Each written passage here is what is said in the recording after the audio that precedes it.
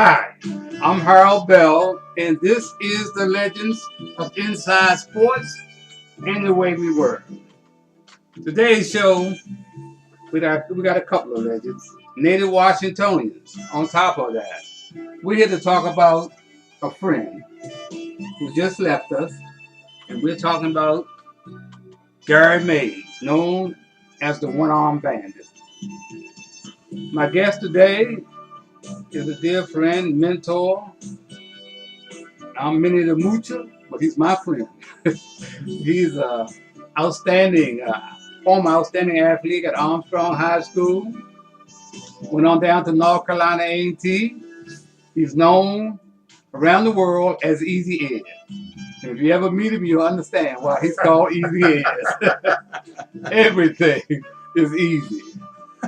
Um, Grew up in Northeast Washington. In fact, his brother Dickie was my mentor at Spingarn when I arrived at Spingarn, trying to win a position on the football team, but I had two big guys, Dickie Wells and Branch, in front of me.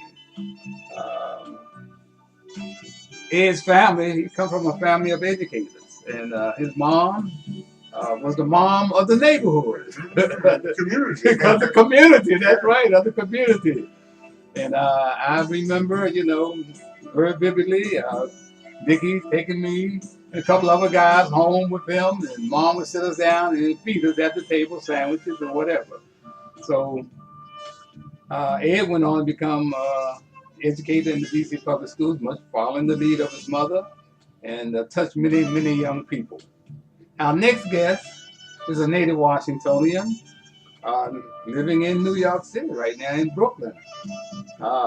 Outstanding musician as a drummer, has played with some of the greats. I'd like to welcome both Ben Dixon and Ed Wells to the Legends of Inside Sports. How you guys doing? Good, man. Fantastic, fantastic, man. I want to thank both of you for coming out on this solemn occasion, but it really should be a celebration of life. It should be. Absolutely. Because what this guy accomplished, we talking about against all odds. We're talking about Jack Johnson, we're talking about Jackie Robinson, we're talking about Muhammad Ali, Martin Luther King. They didn't face the odds that his brother faced. You understand? First of all, he had two strikes against him. He was born black. The third strike, he was born with one arm. And he was poor. And he was born. That's right. And he was poor. That's right. That's right. That's right. And we're talking about our friend Gary Mays. Ed, tell me what your first my first impressions and my first memories of Gary go back to, I think, probably 1952 was his first year at Armstrong. Mm-hmm. And I remember there was quite a bit of hoopla about the fact that we were recruited a one-arm basketball player. And the contention and the thought was, why in the world do we need a one-arm basketball player? And initially, Gary was thought of as being an oddity. He's thought of being just someone to bring in the crowd and just something to talk about. Until we got out on the basketball court and played against him, people started to appreciate and realize the skills that he possessed. Gary was very skillful, and as you said before, Gary was driven by an insatiable need to be accepted and to be good. And the thing I think I celebrate in Gary, not so much was the fact that he was a good basketball player, but Gary was a very good person. Nothing in the world Gary wouldn't do for you. He would go to any extremes to satisfy your needs and to help you in any endeavor that you were involved in any project that you had. And he did it voluntarily. He didn't expect anything in return. And he just was a person who was very service-oriented and very person-oriented. Mm-hmm. And as we grew to be close friends, I began to appreciate the fact that Gary had to prove a number of things to his fellow athletes and to the public in general. He had to prove, first of all, that he was, not first of all, but he had to prove that he belonged among the top athletes. And Gary was very skillful, a very skillful basketball player and a very skillful baseball player. And he showed a lot of leadership in that he led by example. He would always want you to do it the way that he knows it worked for him. And if you ever sat down and watched Gary do such things as a tie a shoe, for instance, I mean, how does a person with one hand tie his shoes up? And to wash his nub off and have his nub washed off the other hand, it was just a number of things that he achieved as a result of trial and error and from hard work. He came into his own as a basketball player in the game we played against Hillside High School in Durham, North Carolina, where we were woefully losing the game until we put Gary in the game, and Gary rallied us by hitting 5 or 6 long shots from way outside the key. Mm-hmm. And people came there to see the one-arm man. They wanted to see the one-arm basketball player. Mm-hmm. And they were very appreciative of his talent. And he gained a lot of respect from all of the teammates as a result of it. Mm-hmm. The thing that we always had problems with, though, was centered around the practice sessions. Whenever we would practice, and we played against Gary. For instance, I remember very clearly, I was supposed to be the rebound champion for our school. Mm-hmm. And I jumped up, and Gary came from nowhere and took the rebound, stole the rebound. Mm-hmm. And coach called timeout. And his remarks to me was, oh, why in the world are you going to be the rebound champion? You got a one-arm, man. Take the ball away from you. So that went on and on. We were dribbling down the court, and Gary came up. He was good at stealing the ball. Gary could steal the ball. He stole the ball. He would call timeout. Coach would call timeout and say, look, if we plan to beat Dunbar tomorrow, we can't have sloppy dribbling where a one-arm man can just come up behind you and take the ball away from you. If you can't dribble against a one-arm man, how are you going to dribble against a two-arm man? So that was always, when Gary was on the court, that was always a point of contention. Everybody said, I'm not going to let Gary do this. I'm not going to let Gary do that. Mm-hmm. And Gary always felt that he had to prove that he could. He could do anything. He could steal the ball from me. Mm-hmm. He could rebound. He could shoot over the top of me. Mm-hmm. So he wasn't just a good one-arm player. He was a good player, period, one arm or two arm. Right. And again, I want to emphasize the fact that this is a home-going celebration for a good person, not a one-arm basketball player. He was much more than a one-arm basketball player. He was a good person, basically. And he was surely missed, too, I think. Right. Oh, no doubt about it.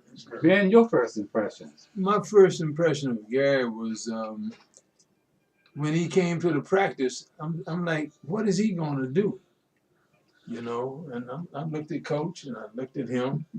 And so, you know, we started to practice, and it became apparent that he came to play. Mm-hmm. You know, I was the captain a year after Ed. Ed was the captain of the team that won the championship the year before.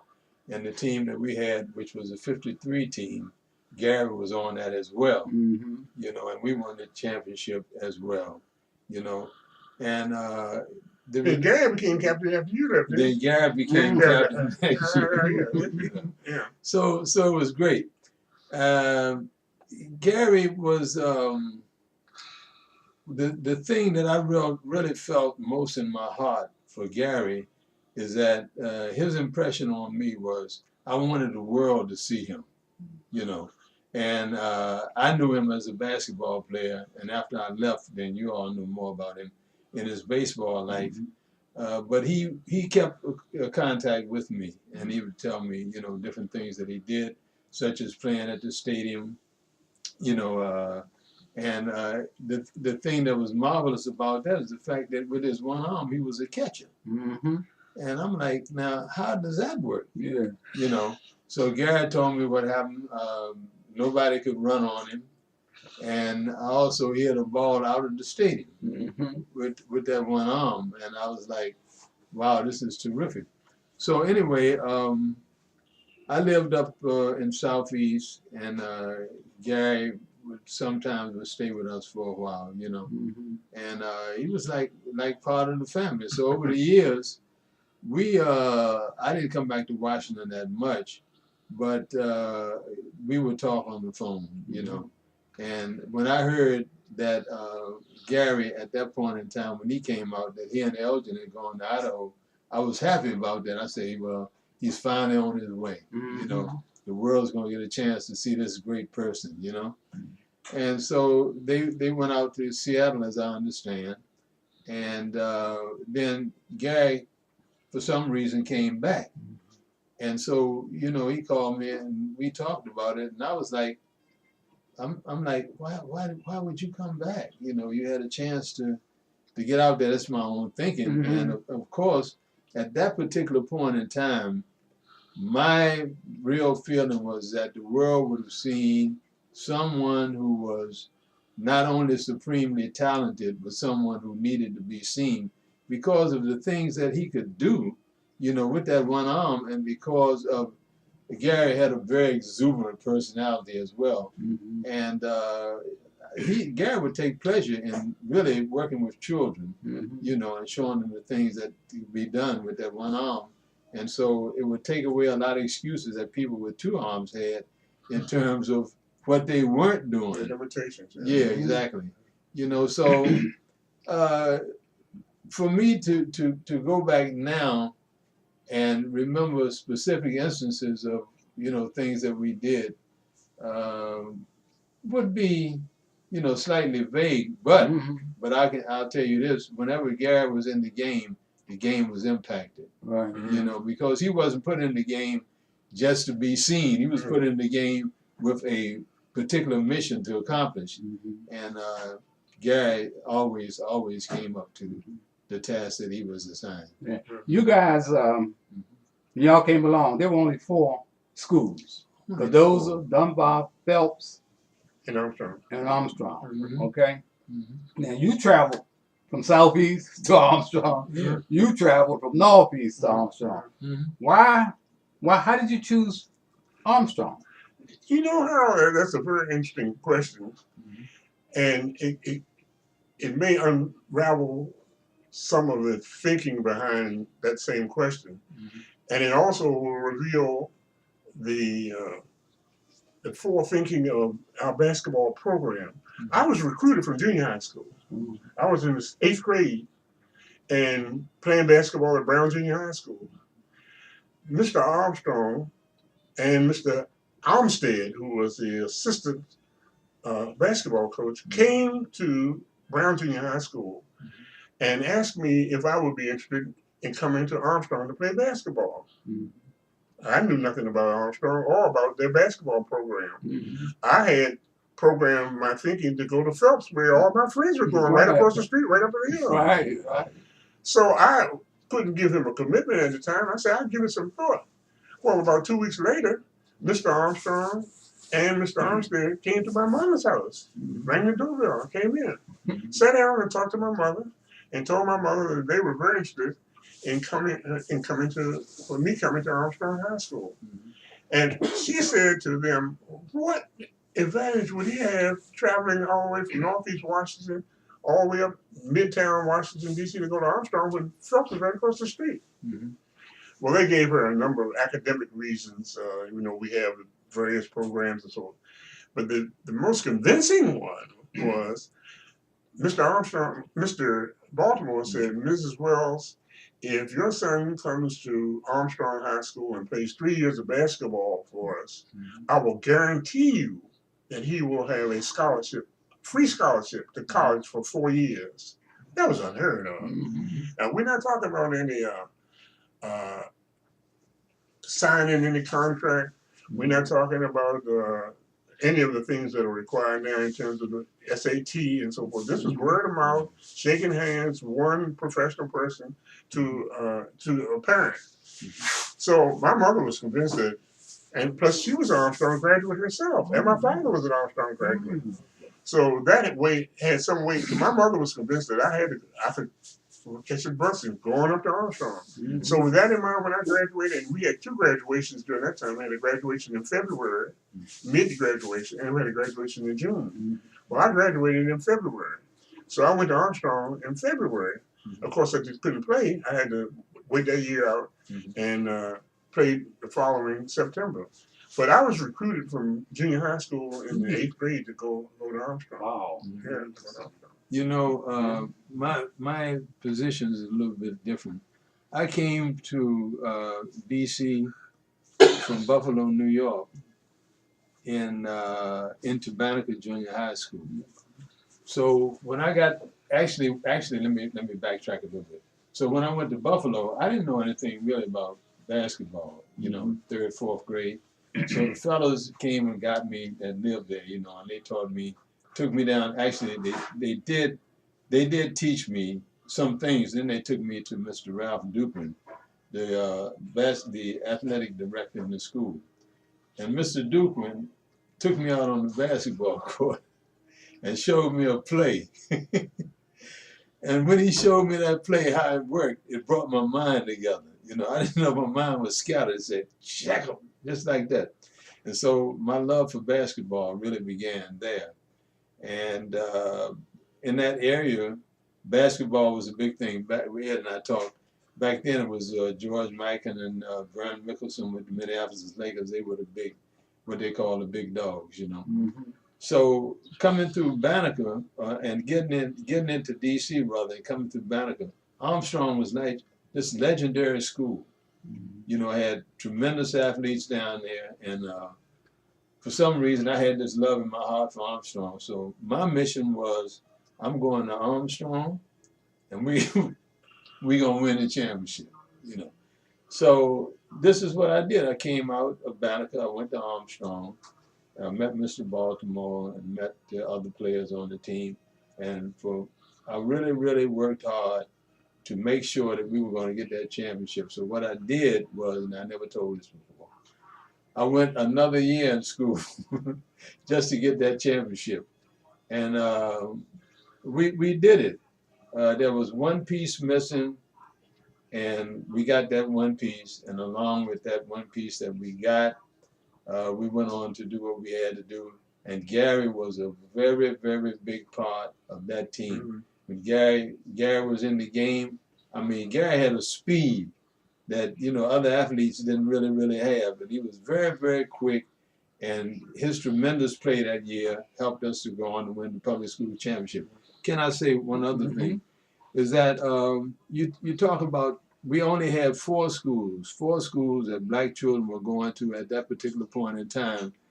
And it was painful as well as it was joyful, because we did have the talent and the frame of mind to, you know, to accomplish the achievements that we garnered. But the thing that was really, really a deficit was the fact that the white schools wouldn't play us. In my last year, St. John's was the Catholic school championship, and Armstrong was, you know, our area's champion. We were supposed to play an opening game for the University of Maryland, you know, at the University of Maryland. And they thought about it, and they wouldn't play us. We was going to beat them anyway, you know. So, you know, that was a kind of tremendous, you know, racism and prejudice that we were under at that time that molded us into excelling. Right. And so, alhamdulillah, Ed did what he had to do. I did what I had to do. Gary did what he had to do. And, you know, I'm down here now from New York because of the tremendous impression that Gary had made on my life, and I firmly support it. Right.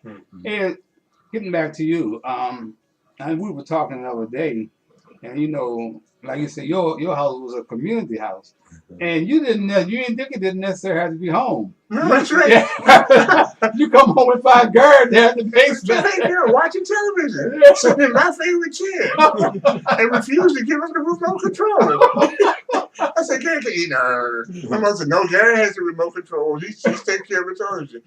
I've had, I guess, a million conversations with Gary over the past year or two. And there are very few conversations that I had with Gary where he did not go back and reference my mother. He loved my mother, and my mother loved Gary. I think as much as she loved, or more than she loved me, I think she would always refer to Gary. Gary was her part of her heart. And Gary, as I said, in the conversations I had with him in the last 2 years, he would reminisce, and Gary had a tremendous memory. Oh, He had a tremendous memory. He didn't have just a general memory. Gary could remember details. He could remember addresses. He could remember whether it was raining on a particular day, and all of the little minutiae kinds of things that we forget as we get older. Yeah. Gary had those things down pat. And he would come in my house, and he would say, "Oh, I remember this table used to be over there. Oh, I remember I used to sit over here and watch television. Your mother used to sit right over here." And he not only did he know my mother, but he had we used to refer to her by her first name. Is that right? I remember Cornelia used to sit over here, and I used to sit over here. And he would be there when I wasn't home, or when Dickie wasn't home. He wasn't. So my mother had a tremendous care for Gary. She thought he was a special person. And she realized that he was a special person. It was like it was the same in my house. Sometimes Gary would just come over and he would stay with us for a while, and he called my mother Mom. Yeah, Mom, and my mother, like his mother, loved him as well. And Gary was just this type of person. Where he went, I mean, he became part of the family of the people that he really, really, was close to, I would say, or loved. So he had that kind of persuasion in our lives as well. Yeah. Gary first came to my attention. I was in middle school. I grew up with my grandmother early years, my brothers and I. And my older brother, Bobby, went to Armstrong. And he played baseball. I left my grandmother, my brother Earl and I left my grandmother when my mother later found a house in the housing project called Parkside. She came and got us. My grandmother said, "No, Bobby's staying with me." She fell in love with Bobby. Said, "You can take those two. But Bobby stayed with me." So Bobby stayed with my grandmother, and we were in walking distance of my grandmother. So we went up there. Plus, we were in church. My great grandfather laid the first brick to build Mount Airy Baptist Church in North Capitol L in 1893. So that was our church. And my grandmother ran the church. So we were in church 3 or 4 times a week and all day Sunday. So, but on the weekends I would go up and we'd go have dinner and thing. And my brother got to telling me, I'm playing baseball at Armstrong. And man, we got this one-armed guy catcher. I said, "Man, what did you do? Lie? What one-armed guy?" I said, "Man, we got a guy named Gary Mays catching." So now, by me being at Brown Middle School, I'm between Phelps and Spingarn. So now Armstrong travels down to play both of those schools. So I get a front row seat on the hill, and I see what my brother's talking about. You understand? I couldn't believe him, man. It was unbelievable. It is unbelievable. Unbelievable. But like you got, it inspired me. You understand? It inspired me. After meeting him, becoming friends, man, he was definitely something special, man. And so, this event, this is a celebration of a great life, man. A great life lived. And I think it's something that we all, the 3 of us, know how special he was. And we're here to let everybody else know how special he is. It's almost time for us to get out of here. Always when you're having fun, things happen like this. I want to give each of you a minute to close out as far as, thinking about Gary and your thoughts.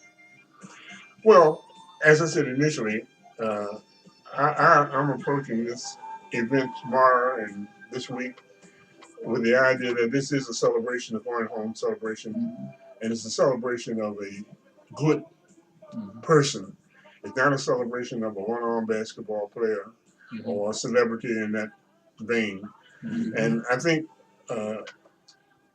Gary had a tremendous impact on the city, and his passing surely will influence the city and impact upon the sports world as well as the basic fiber of what's happening in the schools and with the young people in the city. I think he'll be surely missed. Right.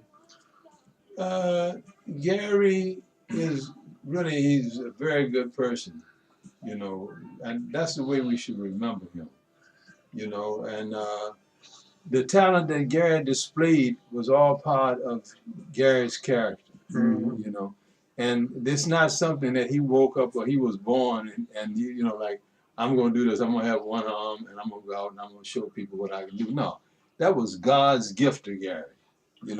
people may not understand it like that or may not want to hear it like that. But when you get away from the material aspects of his life and get into the fact that he was created in this particular manner, then, I mean, there are people that can really enjoy him. Mhm. But the thing to remember is, as Ed pointed out, is not what you saw that you would say may have been dark about Gary, but remember the good things about Gary.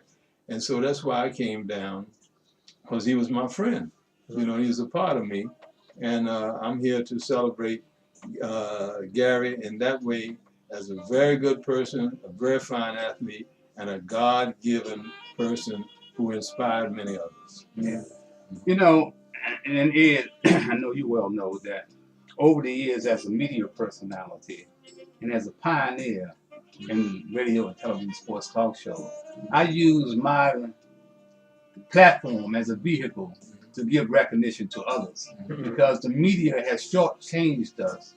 I mean, all around has been shortchanging us forever. And Gary is one of those people that was shortchanged. You know, this is one of the greatest athletes that ever come out of this town. Absolutely. This was a guy who went up there against others in competition and was the most valuable player. And still they found a reason not to give him a contract or invite him to a major league trial. One scout told the Daily News, well, he has a disadvantage because he might not be able to catch the balls in the dirt. That's a specialty of his. That's why they couldn't steal on him. You understand? But they took time out to point out these kind of things. So the events that I had, I made sure that Gary was a part of them, and that he got the recognition, at least from us, our community. Let him know how much we how much we appreciated him, man. He appreciated it. He inspired us. I mean, it wasn't all cookies and cream now. we had words, but we were brothers. Exactly. The bottom line is that we were brothers, man. So I appreciate both of you guys coming here and being a part of the Legends of Inside Sports, because you guys are legends yourself, Gary. And it's folks like you that have inspired me to be all that I can be. You understand? And I hope that he left some impression on some young folks to go on to be all that they can be. So like I said, I want to thank you guys, and then definitely come anytime you're in town. You can come back to my house. I know you're welcome at his house, but I just want you to know, man, that it's a pleasure. Thank you very much. I appreciate that. And thanks to you, Ed. Yeah, always have. And I just want y'all to remember that this has been the Legends of Inside Sports. And the way we were here to celebrate the life of our friend Gary Mays, better known as the One-Armed Bandit. But I want you to remember, as we get out of here, that every black face you see is not your brother, and every white face is not your enemy.